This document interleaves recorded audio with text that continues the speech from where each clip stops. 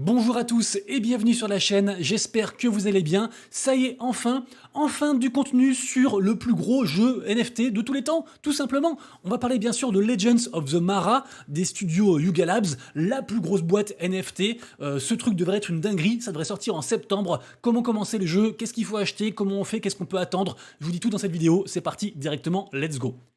Évidemment, vous le savez, hein, tout a commencé par un froid jour d'avril, avril 2021. Les singes sont nés, les Bored Ape sont nés, et depuis, c'est devenu la plus grosse collection de tous les temps côté NFT. Leur renommée est mondiale, tout le monde les connaît, que vous aimiez les NFT ou non, vous les connaissez. Et évidemment, qu'est-ce qui se cache derrière les Bored Ape? Il se cache l'entreprise Yuga Labs. Depuis, il y a pas mal de collections. Et figurez-vous que Yuga Labs, c'est juste en fait la boîte qui rapporte le plus d'argent. C'est tout simplement. Regardez-moi ça au niveau des chiffres par rapport aux royalties, donc les fameux frais en fait qui sont prélevés quand on vend un NFT et qui reviennent aux créateurs des NFT. Et ben regardez-moi ça, Yuga Labs depuis 2021, ils ont engrangé donc la bagatelle de 178 millions de dollars. Voilà, donc ils sont loin devant les deuxièmes qui sont Artefact, qui ont été rachetés par Nike, et après c'est Azuki, etc. Donc juste pour vous dire que Yuga Labs c'est évidemment un monument.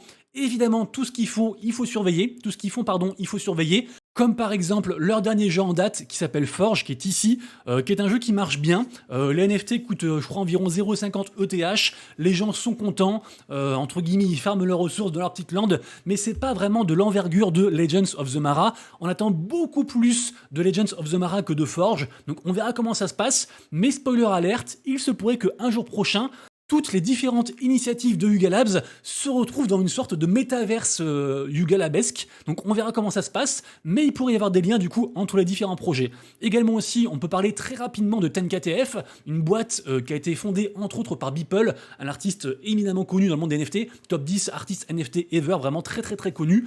Donc Tenkatef maintenant, donc ça appartient à Yuga Labs. Ils font un système de quête avec aussi un système de NFT amis, de collection amis. On peut donc farmer différentes ressources, et après on imagine que les fameux NFT en fait JTAG de cet écosystème Tenkatef seront la composante essentielle en fait pour faire la prochaine collection de Yuga Labs, qui serait donc une collection image de profil en mode PFP, donc une transformation en fait de ces JTAG. Donc ça reste aussi bien sûr un truc à suivre, mais une fois de plus, ce n'est pas à la hauteur des espérances de Legends of the Mara, puisque Legends of the Mara en fait c'est juste la plus grosse attente au niveau de l'écosystème Yuga Labs à l'heure actuelle.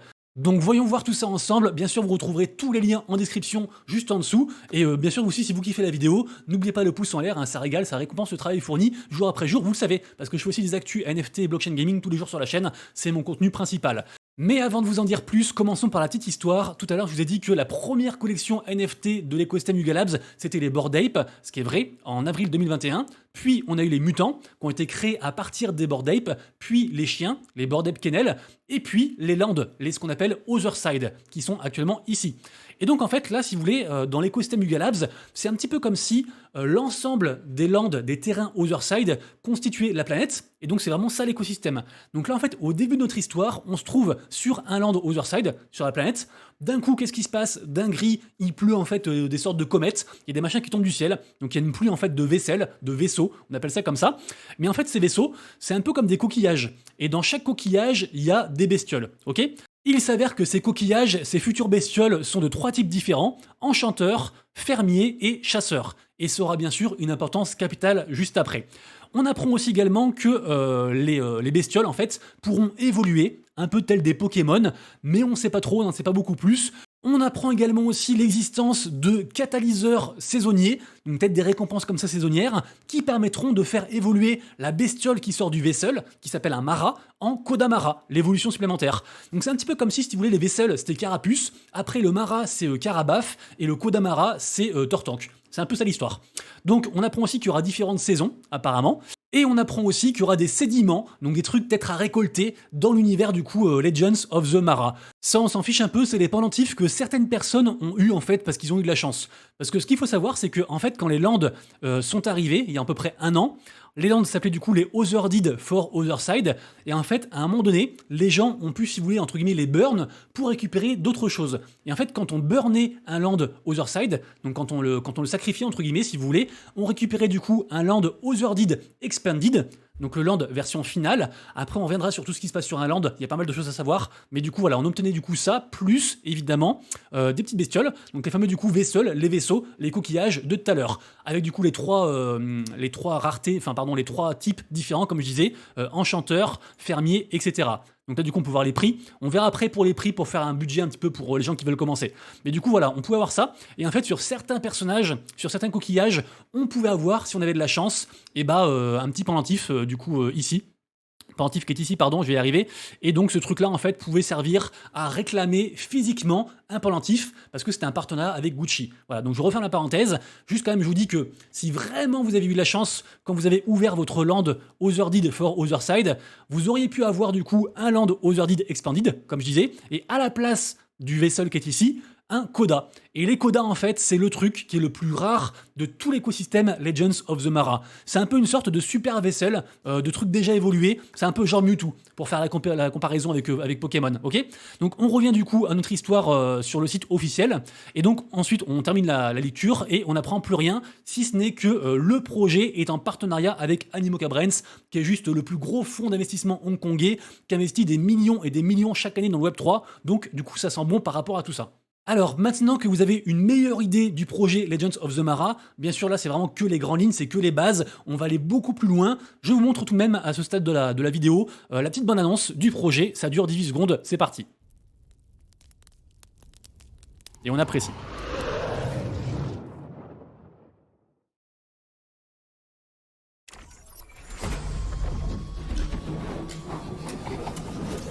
Voilà, vous voyez que ça à voir. En fait, cette bonne annonce, c'était un truc très attendu parce que justement, on a eu l'annonce officielle que le jeu arrivait en version ouverte, en bêta, ce mois-ci. À l'heure où je tourne la vidéo, on est le 6 septembre, la vidéo sort ce samedi, mais en gros, là, c'est une question de semaine avant que ça sorte, donc peut-être que les NFT liés à cet écosystème vont augmenter, donc ça peut être, entre guillemets, un bon moment, c'est à vous de voir, bien sûr, c'est pas un conseil d'investissement, mais c'est à vous de voir si ça pourrait être un bon moment pour investir dans ce projet en vue, en fait, de la sortie donc de la version bêta du projet Legends of the Mara, comme je disais. Alors, sachez que le site le plus important, c'est news.yuga.com, je vous mettrai bien sûr en commentaire, en fait, c'est le blog du jeu, du projet, et c'est ici en fait qu'on a toutes les mises à jour au fur et à mesure, tous les détails, toutes les explications, tout ce que veut bien nous dire en fait la team par rapport au projet Legends of the Mara. Et c'est donc ici qu'on va le plus s'attarder, parce que vraiment il y a beaucoup de choses à savoir, et ce qui est intéressant, c'est de suivre en fait l'ordre chronologique dans lequel la team nous a tenu informés en fait des différentes fonctions, on va dire ça comme ça, du projet Legends of the Mara. Donc c'est parti directement. En tout premier, on apprend que dans le jeu, il faut au moins, pour jouer, il faut au moins un land et au moins un vaisselle. Si vous n'avez pas au moins un land et au moins un vaisselle, vous ne pourrez pas jouer. Ça veut dire que, de manière très drastique, si vous n'avez pas au moins un land, floor price actuel à 0,40, plus au moins un vaisselle, floor price actuel à 0,17, c'est-à-dire que si vous n'avez pas au moins 0,60, 0,55, 0,60, vous ne pourrez pas jouer à Legends of the Mara. On apprend aussi qu'un vaisselle, donc un vaisseau, un coquillage, en fait, il faut le faire sortir, il faut faire sortir la bestiole qui est dedans, le Mara. Et donc, en fait, on peut associer qu'un seul vaisselle à un seul land. Ils appellent ça le nesting. Donc, moi, je comprends ça comme, on va dire, la nidification, pardon. Donc, le fait de faire éclore, si vous voulez, la coquille, le vaisselle. Et donc, ça, en fait, c'est que un par un. Donc, ça peut être lent au début. Si on a beaucoup de vaisselles à faire éclore et qu'on n'a qu'un seul land, ça peut être compliqué. C'est un truc qu'il faudra retenir pour, notre stratégie en fait quand on ira dans le projet, dans le jeu. Il faut aussi savoir que donc il y a 3 vaisseaux différents, je l'ai dit. Également aussi il y a les codas, je l'ai dit aussi. Et vous verrez qu'en fait tout le long du blog, ils n'arrêtent pas d'insister sur le fait que les codas sont infiniment plus forts que tout le reste. Donc vraiment c'est le truc le plus fort possible. Après bien sûr les codas ça coûte quand même la bagatelle de 3 ETH 80 au floor price. Donc c'est pas donné. Ils ont des utilisations un peu spécifiques, je vous dirai ça. Mais sachez que voilà tout le long on sait que les codas c'est vraiment le truc du projet, c'est le meilleur truc possible. Ils le disent vraiment très très très souvent. On continue ensuite la lecture. Et on apprend aussi qu'il y a différents types de landes et qu'en fait dans les landes, on a à la fois des niveaux d'environnement qui vont de 1 à 5, qui correspondent en fait au nombre de vaisselles qu'on pourra mettre du coup dans la lande. D'ailleurs j'ai fait un lapsus, je dis vaisselle, c'est pas vaisselle, du coup c'est Mara, c'est l'évolution du vaisselle.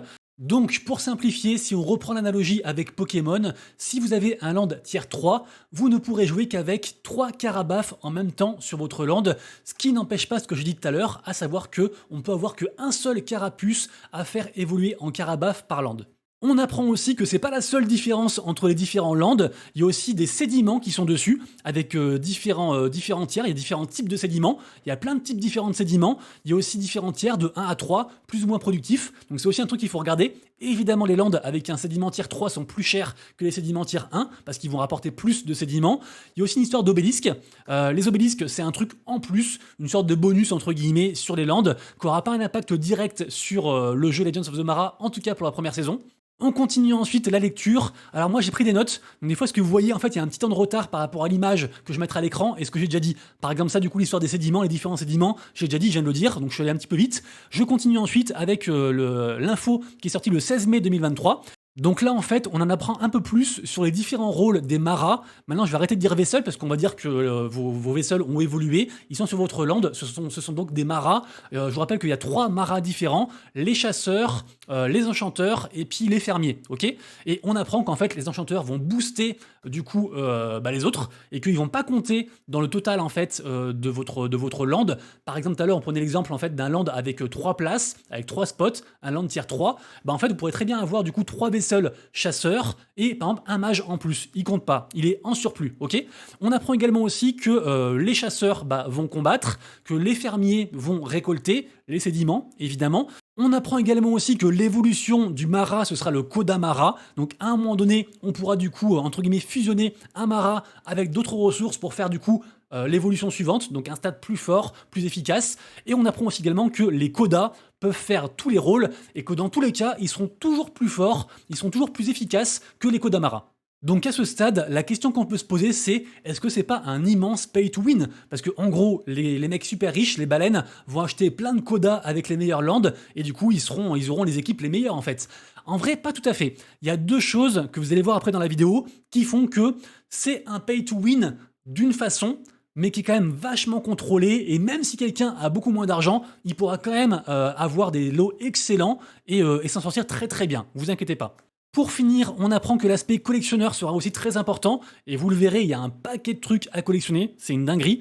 Et également aussi, je ne l'ai pas précisé, mais au niveau de l'évolution, en fait, pour faire évoluer un Mara en Koda Mara, il va falloir utiliser à la fois des sédiments, différents types de sédiments, et peut-être du coup ça apportera différentes évolutions, mais également aussi le fameux catalyste saisonnier de tout à l'heure, qu'on obtient de manière particulière, vous le verrez ensuite.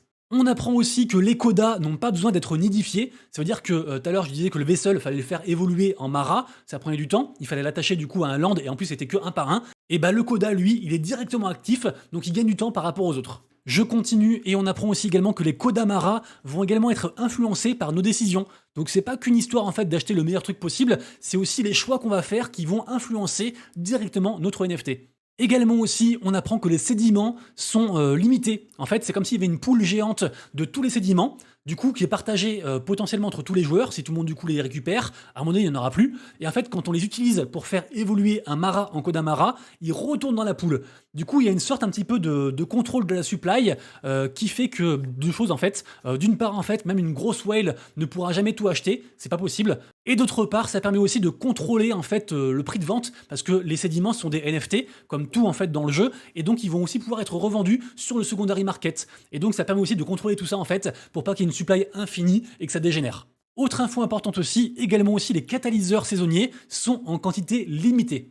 J'espère que vous suivez tout, que vous vous accrochez et que vous kiffez la vidéo. Si c'est le cas, petit pouce en l'air. Et d'ailleurs, si jamais vous avez une question, un truc que vous n'avez pas compris, posez-la moi dans les commentaires et je vous répondrai, il n'y a pas de problème. J'ai quand même pas mal digue le sujet, donc a priori, je suis censé répondre à toutes vos questions. On arrive ensuite à une partie très intéressante, la partie classement, qui va évidemment aussi engendrer les récompenses. Et là, en fait, on apprend directement qu'on va concourir, certes, contre les autres, mais seulement contre ceux qui ont un terrain du même niveau que nous. Ça veut dire que si vous aviez un terrain de niveau 3, comme je disais tout à l'heure par rapport à mon exemple, dans votre leaderboard, vous serez contre des gens qui ont également un terrain niveau 3. Ce qui nous donne donc un truc beaucoup plus équitable, parce qu'en effet, un mec avec un terrain niveau 5 et 5 Koda ne sera pas contre un mec qui a seulement 2 vaisseaux en fait sur son terrain, parce qu'il a un terrain niveau 2. Donc déjà par rapport à ça, c'est une très bonne chose. Je continue ensuite la lecture et on apprend que la saison 1 sera finalement la plus épurée, la plus simple possible. Parce que après, dans les prochaines saisons, il y aura une arrivée de plein d'autres ressources, de plein d'artefacts aussi, pas mal de choses. Donc là, il faut voir vraiment la saison 1 comme l'open beta, le premier test, Peut-être qu'il y aura quelques problèmes, mais voilà, ce sera un truc, je pense, assez cool, avec pas mal de récompenses, mais sachez que ce sera volontairement simple pour aussi un petit peu mesurer l'impact que ce genre de projet a sur l'écosystème dans son ensemble. Petite précision aussi par rapport au leaderboard, pour grimper, pour être premier en fait, ça va se jouer aux dégâts infligés, ok, plus au temps pour éliminer un boss. Sachant que, rappelez-vous, on se rappelle que c'est les chasseurs qui combattent, ok? C'est pas les fermiers. Donc du coup, déjà, on peut imaginer deux types de stratégies. Ceux qui veulent, entre guillemets, combattre le plus possible et faire beaucoup de dégâts. Par exemple, je sais pas, un mec qui a un land niveau 5 avec 5 maras chasseurs, du coup, pour faire beaucoup de dégâts. Et on peut aussi imaginer, à l'inverse, un mec qui va être plus en mode fermier et qui va en fait récolter des ressources pour les revendre au secondary. Et du coup, en fait, c'est donc les fameux chasseurs qui vont acheter les ressources pour tout simplement être capable de faire évoluer leur marachasseur en Koda marachasseur. Pour aller plus loin, on a déjà des personnes qui commencent à théorie crafter, à imaginer ce qui sera le plus fort en fait quand le jeu sortira. Certaines personnes disent qu'il faudra un land niveau 1, donc avec une seule bestiole dessus, et que ce serait du coup un Koda qu'il faudrait mettre dessus, sachant que le floor price des Koda n'est quand même pas donné, on est sur un bon 3,8 ETH, donc c'est pas pour tout le monde. D'autres personnes disent qu'il vaut mieux partir sur un truc un peu safe, pas trop cher, bon rapport qualité-prix, un land tier 2, tier 3, avoir genre un Mara de chaque, un Mara chasseur et puis un Mara fermier, comme ça on peut subvenir à ses propres besoins. D'autres disent non, moi mon but c'est d'avoir un land niveau 5 avec 5 fermiers, comme ça je full farm les ressources et je les revends au marché et j'ai un gros retour sur investissement rapidement. Vous l'avez compris, c'est à vous et vous seul d'établir votre propre stratégie, mais ce qui est sûr c'est qu'il faut le savoir en fait avant que le jeu commence, avant d'acheter vos NFT. Et enfin, sachez que vous ne serez pas tout seul dans votre aventure. En effet, il est plus ou moins recommandé implicitement deux choses. La première, c'est que, a priori, on pourra se servir en fait d'autres collections NFT pour booster notre jeu. Donc soit nos lands, soit du coup nos maras, nos Koda, etc. C'est d'ailleurs l'image qui avait été partagée sur le compte officiel Otherside Meta il n'y a pas si longtemps que ça. On voyait du coup différentes collections. Donc les Bored Ape, les Mibit, 10KTF aussi, les Mutant Hound, les World of Women, etc. Donc a priori, en étant aussi holder de certains NFT, on pourra se renforcer.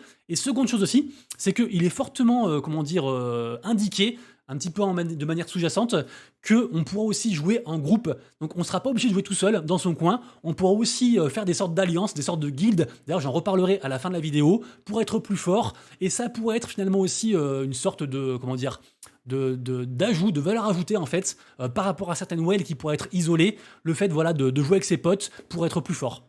Et on arrive comme ça à la toute dernière info qui a été partagée sur le blog officiel. Ça s'est passé du coup le 13 juin 2023. Depuis, on n'a pas eu trop de détails nouveaux. Donc là, du coup, c'est par rapport au combat, si vous voulez. Donc on apprend que dans les saisons 1 et 2, les voyageurs rejoignent le combat en équipant stratégiquement des emplacements et des points de vie, entre parenthèses HP, sur une carte de jeu. Lorsque les PV d'une carte sont épuisés, les voyageurs peuvent attendre qu'ils récupèrent pendant une période de recharge ou d'utiliser d'autres moyens pour guérir plus tôt. Regagner des PV et reprendre le combat. Une fois complètement guéri, une carte reviendra sur le champ de bataille pour défendre à nouveau Otherside. Donc on imagine du coup une sorte de combat en mode peut-être jeu de cartes, et cette histoire en fait de pouvoir comme ça finalement attaquer autant qu'on veut pour faire donc ce fameux meilleur score pour grimper le leaderboard, et si jamais on n'est pas satisfait, soit attendre, soit payer quelque chose pour du coup repartir à l'attaque et pouvoir regrimper le leaderboard. À ce stade du projet, je vous ai donné toutes les infos qui sont en notre possession. Il n'y en a vraiment pas d'autres. Après, ce qui va être compliqué à savoir, c'est comment s'organiser, qu'est-ce qu'il faut acheter. Donc je vous le rappelle, ici c'est donc les Otherside for Otherside. Il en reste encore en vente qui coûtent 0,59 ETH. Vous pouvez très bien en acheter. Vous pouvez très bien du coup les burn, entre guillemets les ouvrir et récupérer donc le land Otherside, qui est donc la version finale plus soit un vaisseau, soit un Koda, si vous avez de la chance. Mais sachez que les statistiques, les chiffres sont contre vous. Donc ce qui est préconisé, c'est de prendre directement en fait un land ici qui est déjà ouvert, un land donc Otherside Expanded. Comme je disais, je vous mettrai bien sûr tous les liens en description. Sachant que comme expliqué tout à l'heure, sur un land, si on clique dessus, il y a plusieurs caractéristiques assez importantes à regarder, notamment du coup les sédiments qu'il faut regarder aussi, le tiers, l'environnement tiers. Il faut savoir à l'avance, est-ce que vous voulez un tiers 2, ça c'est un tiers 2 par exemple, ou un tiers 3, ou un tiers 4, ou un tiers 1, voilà, un tiers 5, ce que vous voulez. Également aussi cette histoire là de Koda Origin. Donc pour la faire courte, vous allez sur OpenSea Pro, c'est je trouve le plus simple possible. Vous allez ici dans Traits, Et comme ça, je vous dis directement ce qui est important à savoir. Ce qui est important à savoir, c'est qu'il vous faut des artefacts. Les artefacts, du coup, il en faut, c'est important, ils sont tous ici. Donc vérifiez bien, mais plus vous avez d'artefacts sur votre land, mieux c'est, même si pour l'instant on ne sait pas trop à quoi ils vont servir. Mais en gros, il en faut, ok. Ensuite, environnement tiers, vous choisissez, suivant votre stratégie. Est-ce que vous faites un truc un petit peu low cost, entre guillemets, donc tiers 2, tiers 3, ou est-ce que vous allez avoir beaucoup de temps pour jouer, prenez un tiers 5, ou alors un coda et prenez un tiers 1, ça c'est vous qui voyez. Vous allez voir du coup différents clans en fait par rapport au filtre que vous allez mettre. Ensuite, obélisque pièce, c'est très important. Il faut absolument que votre land ait les deux. Parce que, en fait, ça, si vous voulez, alors, Coda Origin, en fait, c'est tous les lands. Parce que, en gros, là, pour l'instant, on a 46 822 lands. Mais à terme, il est censé avoir 100 000 lands. Ok. Donc, il y aura plus tard, en fait, d'autres lands qui vont être mintés. Et ce sera, du coup, j'imagine, des lands en mode saison 2, un truc comme ça. Et qui n'auront sûrement pas, du coup, le côté Coda Origin. Et beaucoup de gens pensent qu'il y aura un airdrop à un moment donné. Et qu'en fait, plus les gens auront, du coup, de pièces d'obélisque, et mieux ce sera. Donc du coup, là, tous vos lands, ils auront au moins Coda Origins. Et First Trip, c'était, rappelez-vous, la grosse expérience qui avait été organisée. Et en fait, tous les gens qui avaient un land pouvaient se connecter du coup pour jouer au jeu dans le Metaverse Otherside. Et donc là, on contrôlait vraiment, genre, c'était en 3D et tout ça, c'était une très grosse opération. Donc on contrôlait un singe, on avait un boss commun à vaincre, etc. Enfin, c'était un gros truc communautaire qui s'était très bien passé. Et d'ailleurs, on avait eu à l'époque, en fait, les premiers éléments extérieurs aux collections Bored Ape. C'était des casques, parce que les gagnants ont gagné des casques, en fait. Pour l'instant, d'ailleurs, on ne sait pas l'utilité des casques encore, mais en tout cas, voilà, ils ont gagné ça. Et donc, tous ceux qui ont participé, ils ont du coup eu sur leur land l'obélisque, en fait, First Trip. Et donc, c'est important parce qu'on pense que donc ceux qui l'auront seront éligibles à plus de choses dans l'avenir, voire un airdrop. Donc, prenez impérativement du coup ce First Trip. Le premier voyage, là, c'est très important. Les sédiments, du coup, c'est important d'en avoir plusieurs. Alors, ça dépend parce que si vraiment vous voulez absolument, genre, être la baleine des sédiments Cosmic Dream, vous pouvez du coup prendre que du Cosmic Dream, mais l'idéal pour un joueur normal, c'est d'avoir au moins 2 voire 3 types de sédiments différents pour être tranquille. Sédimentaires, je vous l'ai dit, du coup, ça va de 1 à 3, sachant que 3 c'est le meilleur, donc si possible, prenez les sédimentaires 3, évidemment, et puis voilà. C'est tout ce qu'il y a à savoir. Donc, sachant que du coup, le plus petit prix possible, comme je disais, c'est d'avoir un land à 0,39 plus un vaisselle. Mais je vous le déconseille. Moi, vraiment, si vraiment vous voulez jouer au jeu, ne prenez surtout pas un land tier 1 avec un seul vaisselle, parce que du coup, vous serez vite bloqué. Il faut au moins 2 vaisselles, donc un chasseur et puis un fermier. Comme ça, vous pourrez vous compléter et jouer tranquillement. Sachant que du coup, on a ça, c'est les chasseurs qui sont à 0,17. Ensuite, on a les fermiers qui sont à 0,27. Et c'est normal parce qu'en fait, les fermiers, c'est les seuls qui peuvent s'autosuffire. Ça veut dire que vous pouvez très bien du coup avoir que des fermiers, vous ne serez pas dans le leaderboard, c'est pas grave, mais vous allez du coup farmer en fait des ressources pour les revendre aux autres. Donc entre guillemets, juste avec que des fermiers, on peut s'en sortir, alors que si on a que des chasseurs, on va forcément devoir acheter à un moment donné en fait des ressources, des sédiments pour faire évoluer du coup nos Koda en Kodamara. Et pour finir, on a les enchanteurs qui sont ici, donc ceux qui boostent, donc c'est un truc optionnel, on n'est pas obligé du coup de les avoir en plus, mais ils sont quand même à 0,28 de floor price, et on sait pas trop le degré de boostage, est-ce que c'est du x2, est-ce que c'est du x3, est-ce que c'est du x1,1, j'en sais rien, donc pour l'instant, n'en prenez pas forcément. Pour finir la vidéo, sachez qu'un site de référence, c'est le site otherside-wiki.xyz. Sur ce site, vous aurez 1 milliard d'infos, notamment une des raisons pour laquelle les whales ne pourront pas tout avoir. Vous allez ici dans ressources, et regardez-moi ça.